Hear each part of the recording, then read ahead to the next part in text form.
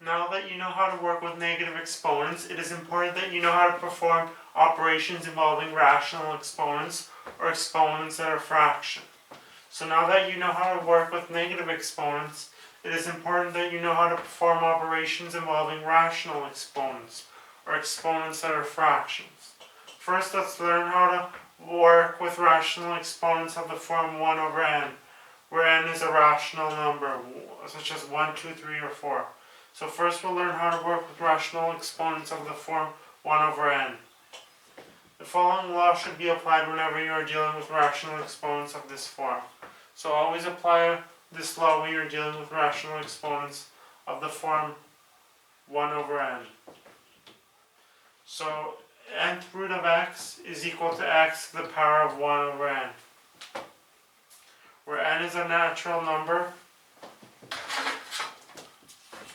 So nth root of x is equal to x to the power of 1 over n, where n is a natural number and x is a real number. So n is a natural number and x is a real number. Where n is even, x cannot be negative. So when n is even, x cannot be negative, or you get an undefined answer. So if n is odd, if n is even, x cannot be negative, or the answer is undefined. Let's go through a few examples. 8 to the power of 1/3 is equal to the third root of 8 is equal to 2. 8 over 27 to the power of 1/3 is equal to the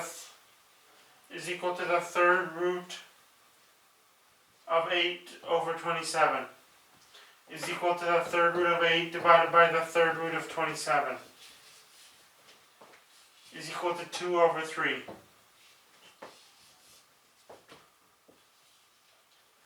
Note that all the exponent laws still apply. So we note that all the exponent laws still apply. In the second example, we apply the root to both the numerator and the denominator. So here we apply the root to both the numerator and the denominator. Now we can learn how to work with rational exponents where the numerator has a value greater than 1. So now we'll learn to work with rational exponents where the numerator has a value greater than 1. Like before, the values of the numerator and denominator in the rational exponent must be natural numbers. So the values in the numerator and the denominator in the rational exponents must be natural numbers. The following law should be applied when working with rational exponents if the numerator is not 1. X raised to the power of m over n is equal to the nth root of x raised to the power of n. Raised to the power of m, sorry. So where n is not equal to 0. Note that the variable n cannot have a value of 0 because division by 0 is undefined. To complete an operation of this form, raise the base to the power m first. Then find the nth root. Alternatively, you can raise the nth root to the power m. Calculate the root before the exponent. Both ways are correct and will give you the same answer. Simply pick the method that you like best. Let's go through a few examples. A raised to the power of 2/3 equals third root times third root of 8 squared equals third root of 64 equals 4. Note that in the example above we squared the base before finding the cubic root. Now let's perform an example where the root is calculated first. 27 raised to the power of 2/3 equals 27 cube root of 27 squared equals 3 squared equals 9. Now that we can perform operations involving rational exponents, let's go through some more complex examples. Remember, all the exponent rules still apply. First, let's go through an example involving a fractional base. 16 over 25 raised to the power of 3 over 2. 16 over 25 raised to the power of 3. Root of 16 over root of 25 raised to the power of 3 equals 4/5 raised to the power of 3 equals 4 cubed divided by 5 cubed equals 64 divided by 125. Notice in the example above that when the root was applied to the fraction, it was applied to the numerator and the denominator.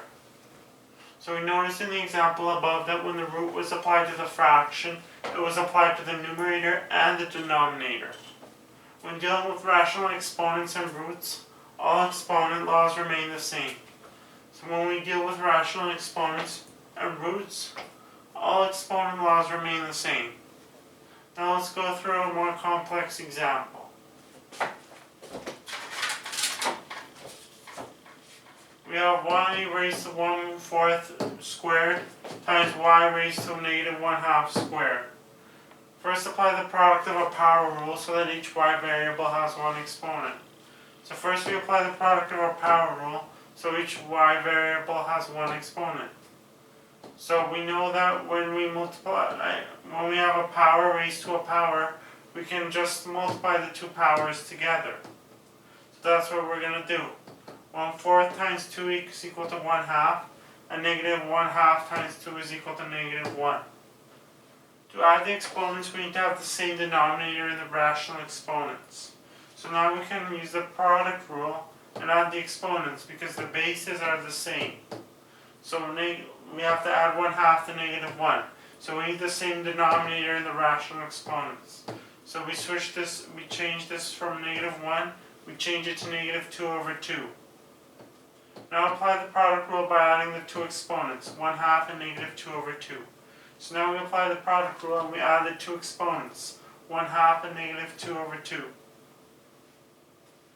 We get y raised to negative 1/2. Take care of the negative exponent first by finding the reciprocal of y and raising it to the exponent 1/2. So now we take care of the negative exponent first by finding the reciprocal of y and raising it to the exponent 1/2.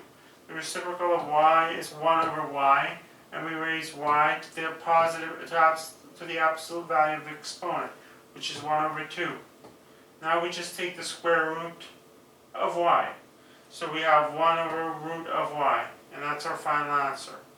As you can see, by remembering the exponent laws, you will be able to solve complex problems involving rational and negative exponents. So as you can see, by remembering the exponent laws, you will be able to solve complex problems involving rational and negative exponents.